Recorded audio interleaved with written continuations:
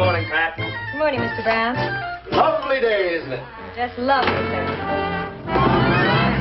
Here are your copies of the IBC Bulletin. Mr. Brown, what happened? You squashed my drinking cup.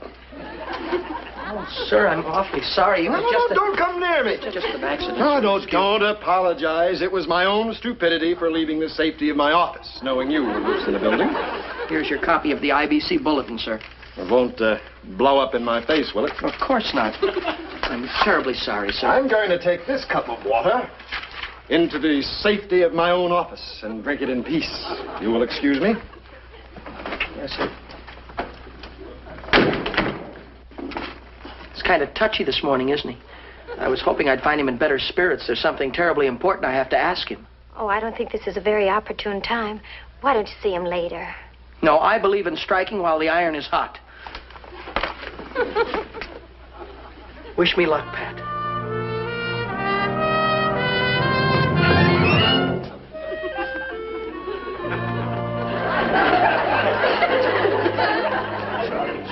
One thing I must say for you, you're persistent.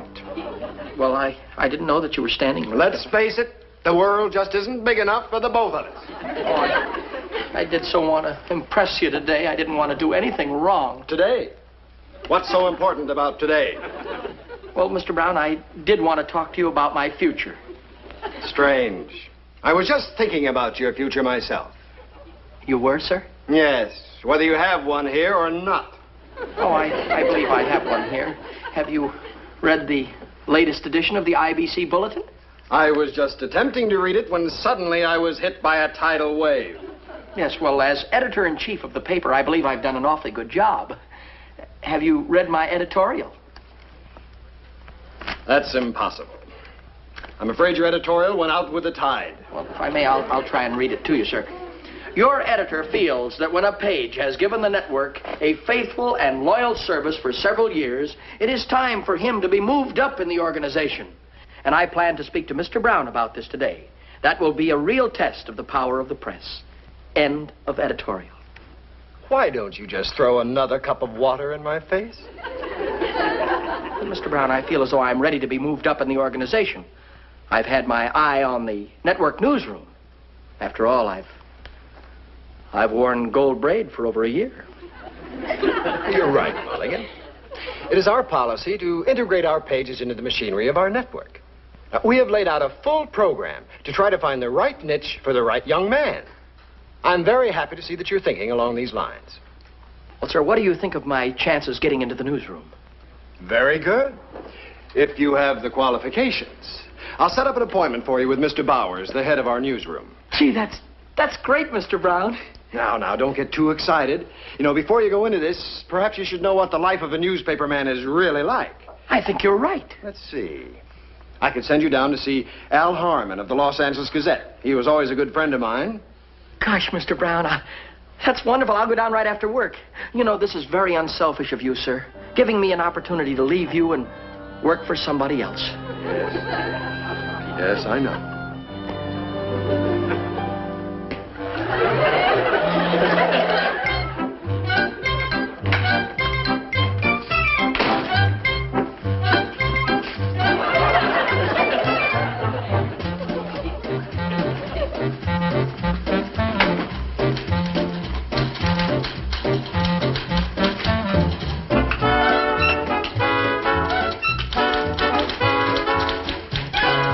Pardon me, sir, but is this the news? Ow!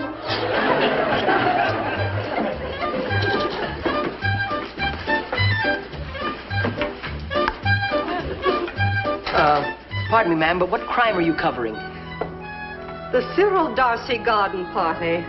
The Cyril... It, must be pretty rough being the society editor. Only when I cover the horse show.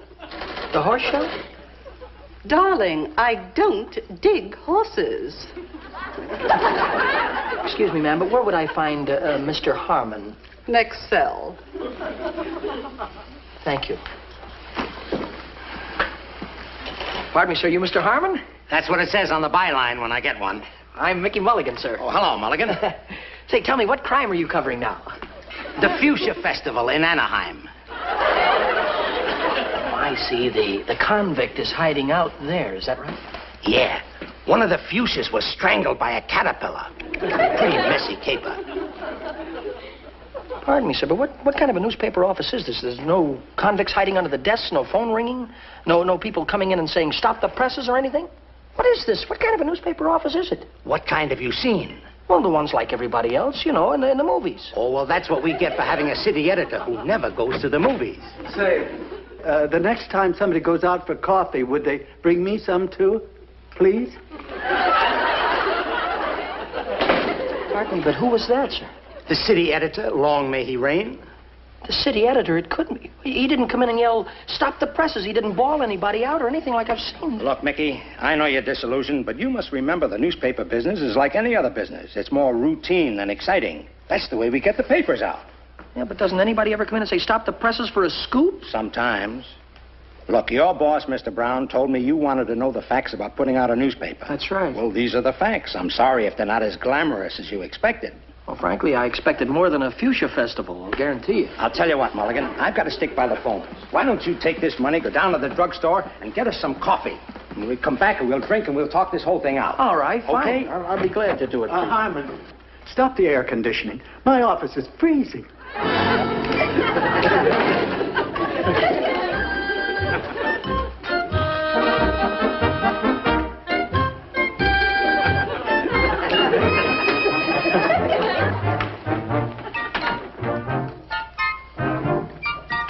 Say, Harmon, let's kill this story on the missing millionaire. It's old stuff. Well, the wire service handled it. They had a couple of tips that Wentworth was seen in the East. Yeah, and last week they had a tip he was seen boarding a bus in Omaha.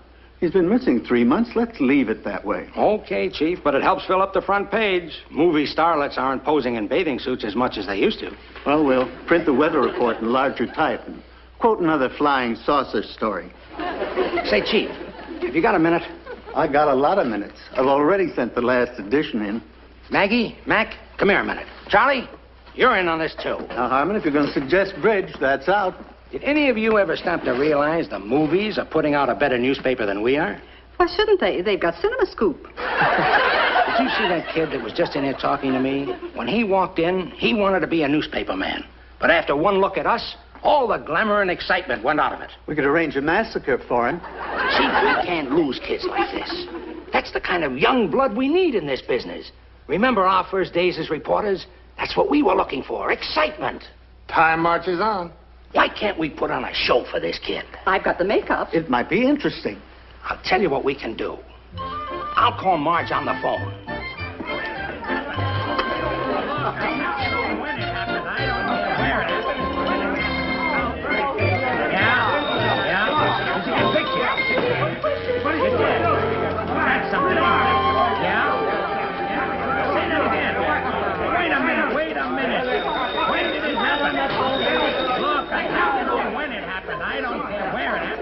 Who pushed her in the pool?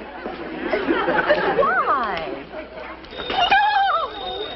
Oh, it's a pity that I can't print it. Wait a minute. Give me that again. When? Where? All the footprints were stolen from Grauman's Chinese Theater? What a scoop! You want to report a murder? Trunk murder? Sorry, we've already got one of those. Now give me the details about the footprints. Yeah, I got it. Which ones were stolen? Yeah? Who else? Look, call me back later and give me the details. Excuse me, sir, but who is that underneath the desk? Nobody, just an escaped convict. I'm hiding him under there until I can get an exclusive interview out of him before turning him over to the police. An escaped convict? Gosh, now this place is really beginning to look like a newspaper office. Pardon me, sir, would you care for some coffee? Thanks, kid. Say, tell me, how did you escape? Well, you see, I was working in a laundry. In a laundry? Say no more. You fashioned a gun out of soap, right? Mickey! Please don't pester my escaped convict. They're very hard to come by. I'm sorry, sir. Stop the presses! Stop the presses! Kill the front page. A flying saucer just landed on the city hall. A flying saucer. Gosh, maybe it's an invasion from Mars. I don't know. Maybe this is Mars calling now. Gazette, Harmon, you want to confess? To what? A poison dart murder? Well, go ahead. Shoot. This phone is ringing. Shall I take it? Thank you. What time did it happen? Hello, Mulligan Gazette. Hello? Oh. Hello, Mulligan Gazette. What? Hang on just a minute. I think I've got a confession. Now, what was that again? Slowly now. That's right. Give me the address, please, now. 327 South Granite? Aha. I got it. Dining room, bedroom, and bath. Dining room, bedroom, bath. Which room was the murder committed in, sir? You want to rent an apartment? You're pretty cold-blooded. You commit a murder, and then you want to rent an apartment. Hello? Hello? Hello? Hung up on me.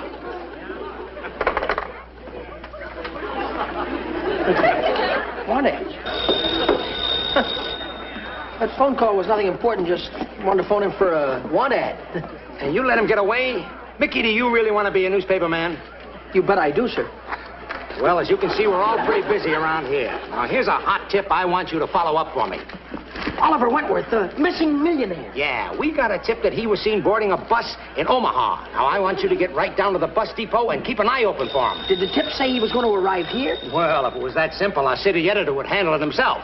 Now, hop to it, Mulligan. And remember, a good reporter always gets his man. Yeah, always and gets Mickey, yes. Remember, the reporter's code. How, when, where. How, when, where.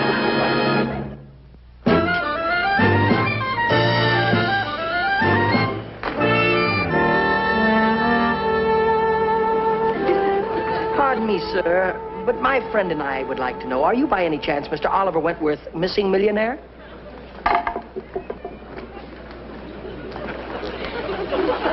I thought sure he was the one. You know, I hate to be a killjoy, but this is a phony tip if you ask me. Somebody must have been playing a trick on that reporter friend of yours. I think maybe you're right. Well, let's get over and cover the Fuchsia Festival.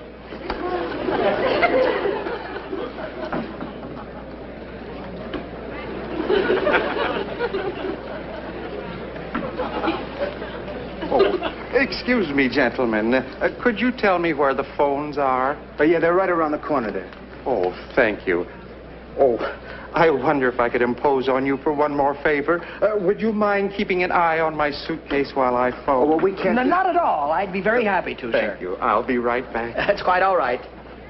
Now, what did you want to go and do that What do you for? mean, Now, what we'll I- never get out of here. Haven't you ever heard of courtesy? A little courtesy, after all. Who would want to steal a grip like... Yeah, but... Wow!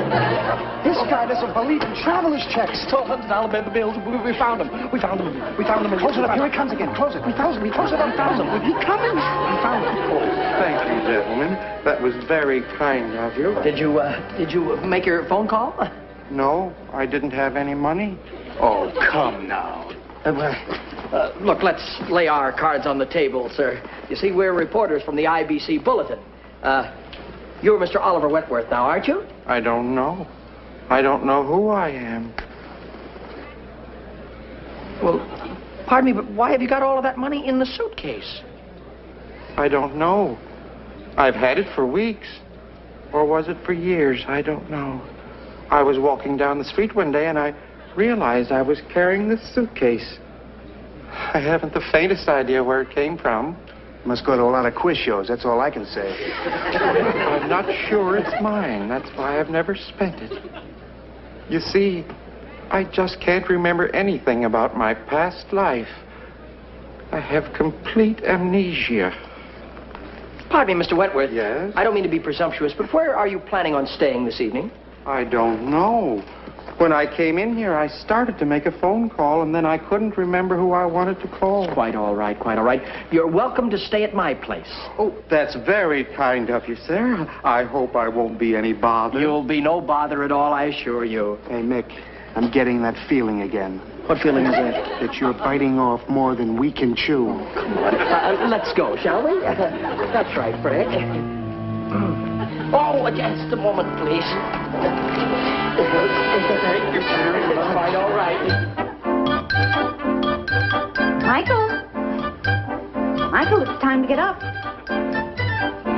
Michael, you'll be late for work.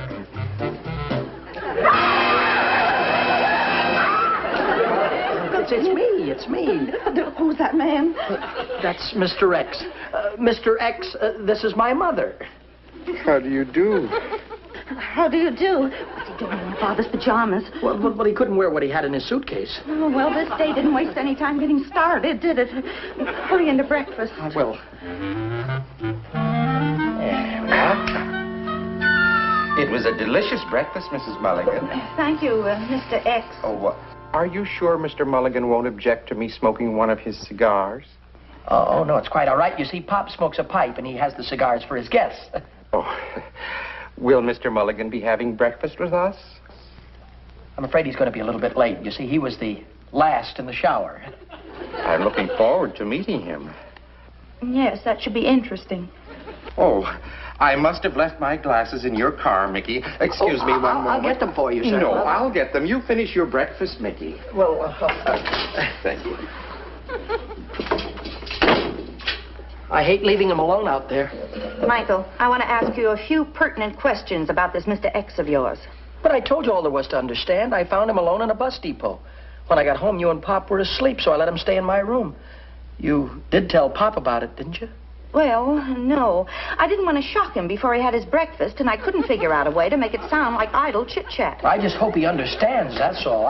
We used up all the hot water. There's always enough for 3 showers. Well, unfortunately, this morning you were the 4th. Please, now, no jokes till after breakfast. Pop, there's something I'd like to explain to you if I'm... Just a minute, Michael. Oh, I'm awake, all right. That rules out the nightmare theory. Oh, you must be Mr. Mulligan. Good morning. All righty. What bill did we forget to pay? Pop, this is Mr. X. Oh, Mr. X, of course. The 3rd shower. The 3rd shower. Yeah. You know, sometimes I feel like a 5th wheel around here. Yeah, well, Pop, we've got to be going. Get down to the studio, you know. Mr. X here has to be kept a secret just for now. You'll understand later when you read the special edition of the IBC Bulletin. Goodbye, Mom. Goodbye, dear. Mr. X. Thank you, Mr. and Mrs. Mulligan. All right, Nell, I'm ready. What's this Mr. X hocus-pocus stuff about? Well, Michael's being awfully mysterious about it all, but I think I figured out what it is.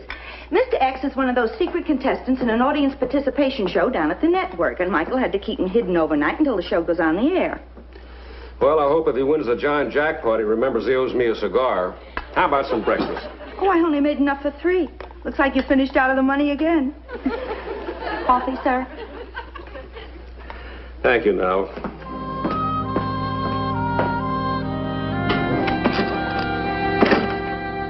Well, there's your front page. Boy, wait until all the New York papers see this.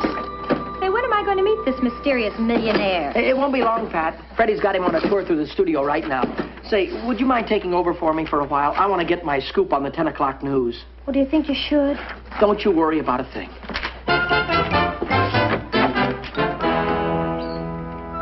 And now a word about the weather. The forecast is that the sun will rise at 6:25 and the smog will rise at 6:33. That gives us exactly 8 minutes to enjoy the sunshine. More news in a moment, but first, here's someone you all know telling you something you'll be glad to know. Hi there, I'm Mickey Rooney. Now for the local news. Scoop. Ladies and gentlemen, I have just been handed a late news bulletin. Millionaire Oliver Wentworth, who has been missing for 3 months, was found last night in a bus depot by 2 IBC pages, Mickey Mulligan and Freddie Devlin. When found, Wentworth was carrying a battered suitcase containing $500,000 and was suffering from amnesia. I'll have full details on this on my evening broadcast. And now for the latest sports news. Mick, Oliver Wentworth gave me the slip. He's missing again. But you were supposed to watch him, Fred. Well, there were 18 people on that tour. All I've got is 2 eyes. Oh, if we can't produce Mr. Wentworth, then nobody will believe us. Oh, you still got his suitcase, though, huh? Yeah. Well, all we have to do is show him the $500,000 and they'll believe us. Yeah. Wait a minute. Hey, it's empty. Yeah, he must have taken it with him. Oh, boy, now we really are in trouble. Yeah. Coast to coast.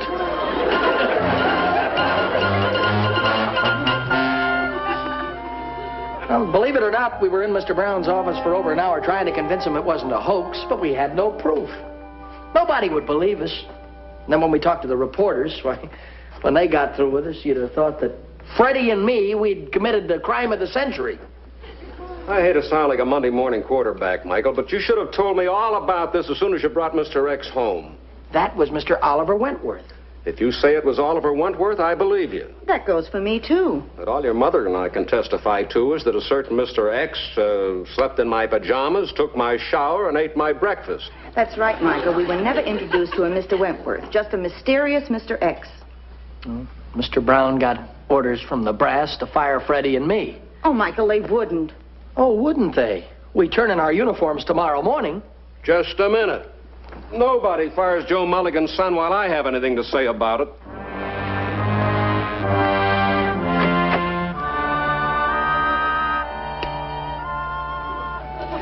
Gentlemen,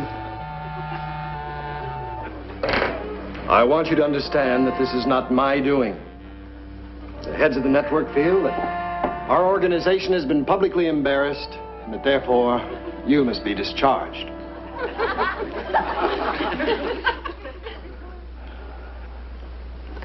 I'll turn in my insignia. Oh, I don't believe that's necessary.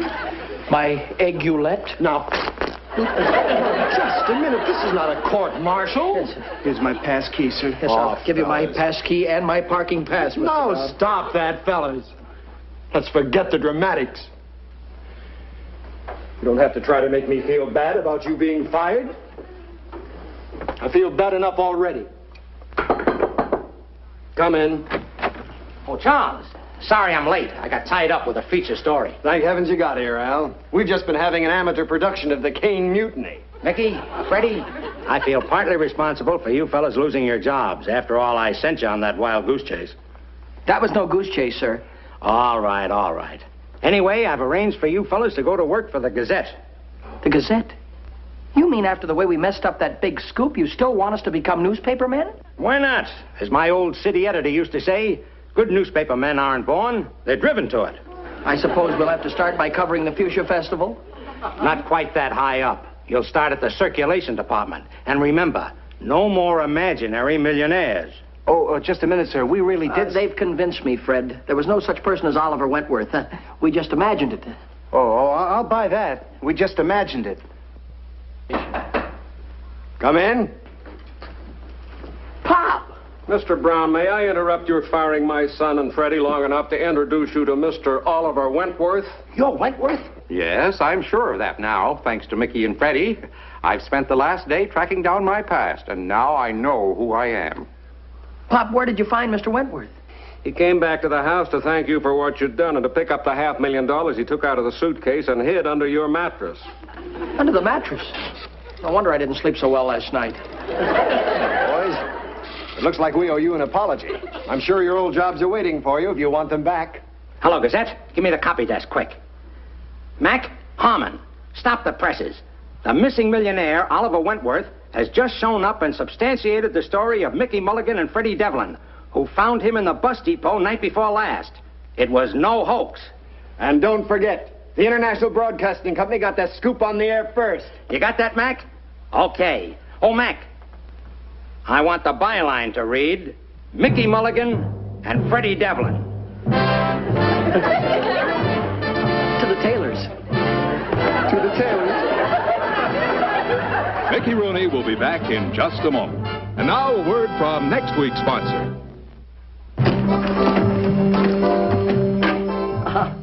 That was the good word from the great sponsor who will bring you my next show. Be with us then, won't you, friends? Incidentally, this is the latest edition of the IBC Bulletin, which tells all about how Fred and I decided to keep our jobs at the network and how Mr. Wentworth was very appreciative for what we did for him and gave us each a $100 bill. Here it is, too. Pop always told me that money wouldn't last long with me, that it would burn a hole in my pocket. Well, I don't worry about that.